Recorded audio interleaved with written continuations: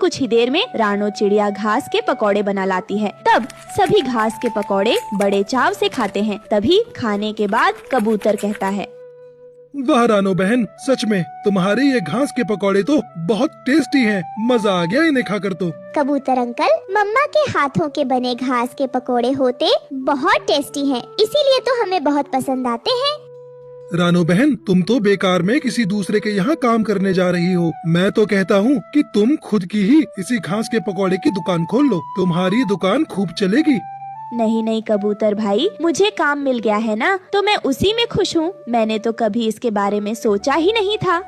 फिर उसके बाद रानो चिड़िया अपने काम पर आ जाती है और रानो चिड़िया बहुत ही मेहनती थी, इसलिए वो अपना काम अच्छे से करती थी और वहाँ उसके कई दोस्त भी बन गए। ऐसे ही समय बीतता गया और रानो चिड़िया को 1 महीना हो जाता है। तब उसे उसके काम के पैसे मिलते हैं। तभी दुकान का मालिक कालू कौवा रानो चिड़िया से कहता है, ये लो रानो तुम अपने काम के पैसे, और हाँ, यह कुछ पैसे एक्स्ट्रा भी ले लो। ये तुम्हारी बेटियों के खर्च के लिए, क्योंकि मुझे बबली बहन से पता चला है कि तुम किसी मुसीबत से गुजर रही हो।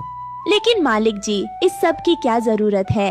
रानो, तुम इन पैसों से अपने बच्चों के लिए खिलौने ले जाना। वैसे भी तुम्हें पहले महीने की तनख्वाह मिली है ना, तो तुम्हारे बच्चे भी खुश हो जाएंगे। फिर रानो उन पैसों से अपनी बेटियों के लिए मिठाई और खिलौने ले आती है, जिन्हें देखकर उसकी बेटियां बहुत खुश होती हैं। ऐसे ही समय बीतता गया और सब कुछ अच्छा चल रहा था। फिर एक दिन फैक्ट्री का मालिक सबको बुलाकर कहता है, मुझे आपको ये बात बताने में बहुत दुख हो रहा है, लेकिन क्या करूं, बताना पड़ेगा कि हमारी फैक्ट्री अब बंद होने वाली है, क्योंकि ये पहले से ही बहुत लॉस में चल रही थी। लेकिन फिर भी हमने सोचा कि समय के साथ साथ सब ठीक हो जाएगा। लेकिन हमारी बुरी किस्मत कुछ भी ठीक नहीं हुआ और अब हम ज्यादा नुकसान बर्दाश्त नहीं कर सकते, इसलिए हम इस फैक्ट्री को बंद कर रहे हैं। तो आप सभी कहीं और अपना काम देख लीजिए।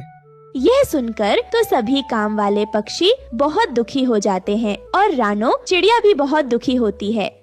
हे भगवान, अब हम क्या करेंगे? हमारे पास तो कोई और दूसरा काम भी नहीं है, पता नहीं अब क्या होगा।